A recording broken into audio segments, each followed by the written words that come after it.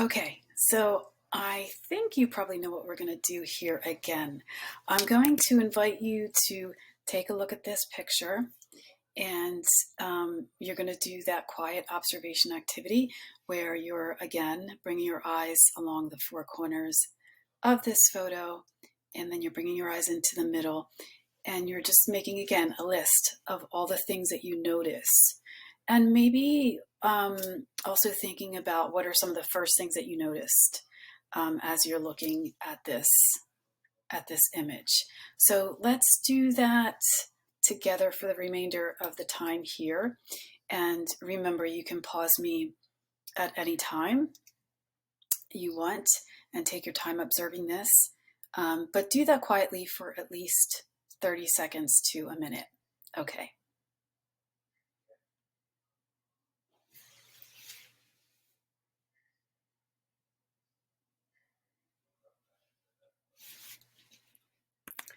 Okay, good work. Like I said, you're getting so much better at this. Okay, so again, my question to you is, where was the photographer when they took this picture? How did they stand in relationship to the person that you see here? So see if you can have that conversation with yourself or with whoever you're with. You're talking about where you think the photographer was when they took this picture. Where were they standing? How were they standing? How are they holding their camera? Okay, well, let's go. Let's just move ahead and look at what this third vantage point is called. Okay, so you may have guessed it. We call this a close-up. So why do we call it a close-up? It probably seems pretty obvious to you, and that may be because the photographer was most likely very close, standing very close to this person when they took their picture. Or maybe some of you guessed that they were maybe not so close, but they used a zoom lens to take a picture of this person. And both of them are probably most likely the case. So my question to you is, again, why do you think that the photographer chose to get so close to this person? What are they trying to tell us about this person? Have that conversation again with yourself or whoever you might be with, and try and answer that. Like, why do you think the photographer wanted to get so close to this person's eyes? What do you think they're trying to tell us about this person? What do you notice about this person's eyes? And then try to take it to another level and ask yourself, what do you think this person is thinking? What do we know about this person just by looking at their eyes? Are they happy, sad, bored, tired, excited, surprised? What do you think? And then as you're talking about that, think about maybe that's the reason why the photographer wanted to get so close to this person. Maybe they're trying to tell us something about this person, or maybe they're just trying to show us how nice their eyes look, or something about this person's eyes and features. Okay, well, let's move ahead and look at some close-up examples. Examples of photos taken using a close-up vantage point. Okay, so you can see we have these two really cool photos here. And again, I'm just sort of inviting you to think, okay, why did the photographer want to get so close to these two, well, in this case, the dandelion. And again, pause me at any time if you want to have that conversation, that back and forth conversation about what is the photographer trying to show us here in these photos by using a close-up. So we have this really cool and cute picture of a dog and their tongue. Why not take that from far away? Why did the photographer want to get really up close? And the same thing goes with this beautiful dandelion over here. What can you see that you might not have seen if this picture was taken from far away? Okay, let's move on to these two examples here as well. And again, you're trying to answer that question. What is the photographer trying to show us by using a close-up perspective?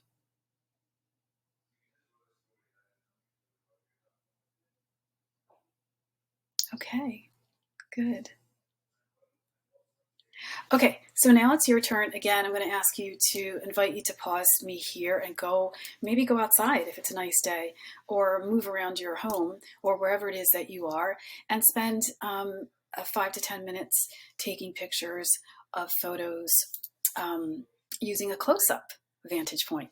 Now, remember, that means that you're going to be really close to whoever you're photographing, so that if it's a person, you're going to get up really close. You're going to use your body and your camera to get up close to them to take a picture. Or if you're taking a picture of a thing, like an object or something outside, you're also going to get as close as you can with your camera without making it blurry, as close as you can with the camera that you have or the iPhone or iPad that you have. And you're going to take a picture of that thing outside using a close-up vantage point. Okay, so have fun, and I will see you when you get back. All right, welcome back. Awesome. Okay, so again, this is our fourth and final vantage point. And again, I'm going to ask you to take usually about a minute to really takes about a minute to really sort of take a closer look at an image. And here you're scanning the four corners of this photo, and then you're bringing your eyes into the middle, and you're making a mental list of all the details that you see here. And there are quite a few details. So you could even get a piece of paper and a pen and actually write a list and see how many things you can jot down on your list.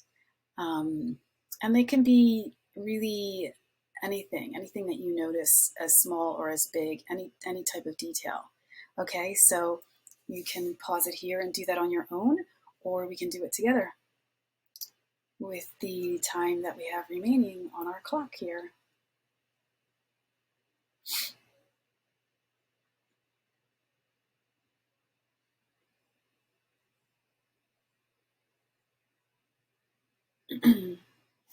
All right, good job.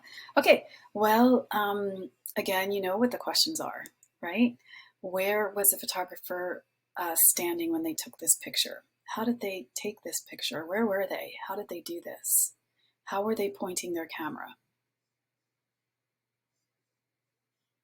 Okay, so let's take a look at what we call this fourth vantage point. It's called a long shot, okay? So we don't call it a far away shot, we call it a long shot. And why do you think we call it that? Yep, you probably guessed it right, because the photographer was far away from what you see in the scene here, right? So maybe you already had a conversation about where the photographer was standing, and it seems like they were standing, I'm not sure exactly where, we don't really know exactly where, maybe a bridge, but we do know that they are far away from what we see in the distance here, in the background here, right? So we see a number of different buildings and a Ferris wheel. We see lots of lights and some palm trees and reflections on the water here, and many other things that may have noticed on your own. And my question to you is, why? Why did they choose to take this picture from far away as opposed to maybe getting up really close? Why do you think? Definitely have that conversation. If you want to pause me here, you can, but have that conversation about why you think the photographer chose to photograph this from far away as opposed to getting up really close to something in this picture. Okay, so while you're doing that, we're going to just take a look at some of these long shot examples. Okay, let's look at these really cool photos here. We have this sort of cityscape scene, and then over here we have a long shot of this really beautiful sort of tree with this really expansive sky in the background. Okay, and you're just observing these photos, and you're again asking yourself, why did the photographer choose this? Uh, why did the photographer take these pictures using a long shot? What are they trying to show us? So just enjoy, look at these images and trying to answer that question for yourself. And then here are two other examples. And again, what do you notice about the use of a long shot with these two photos here? So over here, what I'd like to offer is that, it's a really interesting photo. The chair is very, very small. The sky is very, very sort of wide, and we call this very expansive, right? We see mainly the sky, and then we see this very small sort of red, looks like a red lawn chair of some sort with a heart on it. So it's very visually, it's very appealing. It looks really good to the eye. This use of really cool space. The sky gives us this wonderful sense of space. And then we have this little chair. So you can sort of decide for yourself why the photographer may have wanted to photograph this using a long shot. What do you think they're trying to communicate with this type of image? And the same thing goes for over here. We can see what appears to be a person in the background and framed, right, by almost like looking through a tunnel of some sort, which is, I think, pretty cool to look at, right?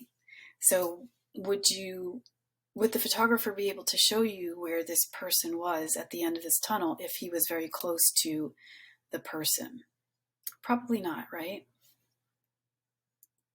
Okay, again, now it's your turn. So get up out of your seats, maybe go outside for 5 to 10 minutes, take a few shots using a long shot. And remember, that means that you can be pointing your camera any way you want, right?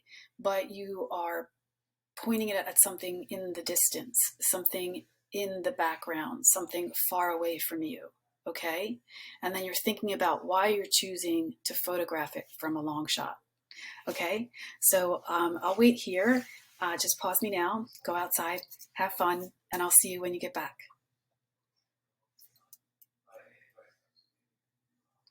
Okay, that's awesome. Wow, you just completed the 4 vantage points, right? So what I thought we could do is do a quick review, test your knowledge, and what I'm gonna, this is how I like to do this. I'm gonna show you an image, and you're not gonna think too much about it. You're just gonna choose the vantage point that you think represents that image, that photograph, okay? And I'm actually gonna go quite fast. I'm gonna sort of move through these images quite fast. And the idea is for you to just sort of pick the first one that comes to mind. Of course, you can pause me at any time that you want if you want to look at the picture a bit longer and you want to have a conversation about which vantage point you think it is. But I'm just going to go quickly through them. Okay, are you ready? All right, let's get started. This is the first one. Which one do you think it is? A bird's eye view, a worm's eye view, a close-up, or a long shot? All right, let's go. What about this one?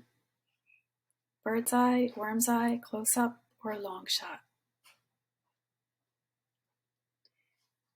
And this one? And remember, it might be more than one vantage point. There might be actually 2, right?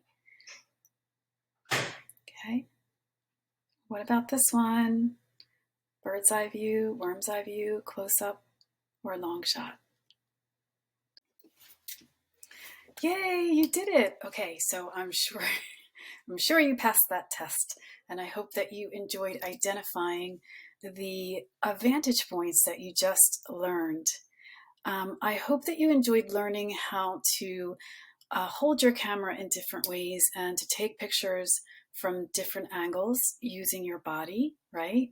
And also that you learned a little bit about what it means to take pictures from different perspectives, right? So remember, when we talk about vantage points, we're basically talking about the angle and or the perspective that was used when taking the picture. And that has a lot to do with how you hold your camera, like we just learned, and also about how you position your body, right? Because now we know in order to take a picture from a worm's eye view, we would have to be underneath, right? Very sort of point our camera up. From a bird's eye view, we're usually pointing the camera down. And then we have our close up, which is, as it sounds, getting very close to the subject, and our long shot. Okay, so moving far away from whatever it is that we're photographing. So I hope you enjoyed learning about those vantage points, and I hope that you continue to take pictures. If you ever have any questions, or you want to reach out to me or learn more about how to take better pictures, or anything that's related to learning about photography, please feel free to reach out to me here. You can click on my website here to learn more about me and my programs, and I hope to maybe one day meet you. Okay, enjoy your summer, and again, thanks so much to Imagine in the Park for letting me share my love of photography with all of you. Bye for now.